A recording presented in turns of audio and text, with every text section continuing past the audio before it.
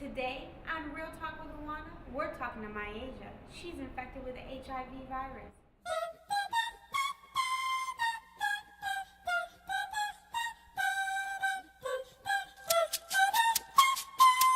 God told you, because God told you that My husband was your passing, your husband was passing with AIDS. How did those emotions?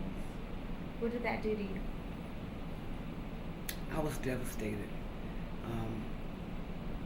He had a spouse. That his spouse had died in '86 of AIDS, and so I was expecting for my first husband to die at any time. And but he kept telling me he was okay. He kept telling the kids he was okay. So when I found out when he died, after he passed away, when I came to Phoenix, I didn't want to come to Phoenix. I hated Phoenix. I didn't want to be here. I had a beautiful life in LA. Everything was going hunky-dory. I was happy there. And when the Lord told me I had to come to Phoenix, I was just like, I'm not going. I fought it. I was not going. I was not coming here.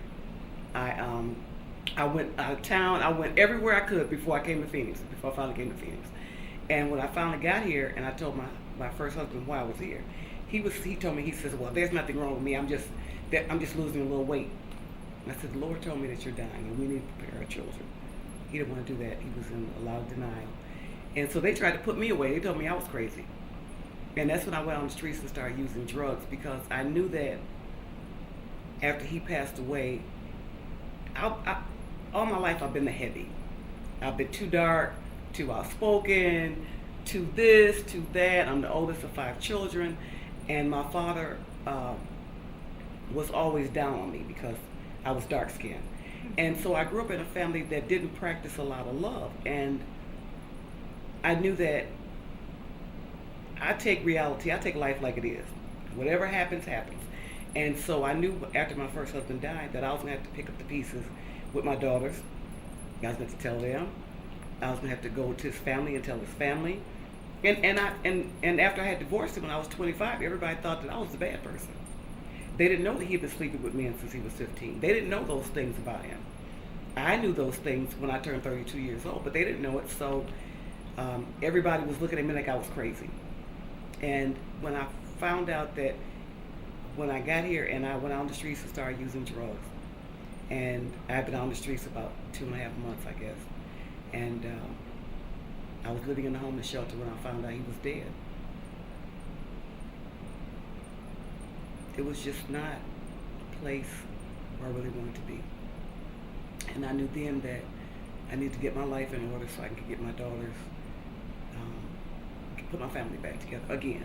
Because when I divorced my husband, I was 25, I broke up my family. And when you marry somebody, you marry till death do you part. And I wasn't married till death do us part, and I didn't like him. And so when I divorced him, at 25, that was back in 78, and women didn't do that. You don't divorce your husband unless he's beating you, unless he's not taking care of you, and you especially don't leave the kids with him.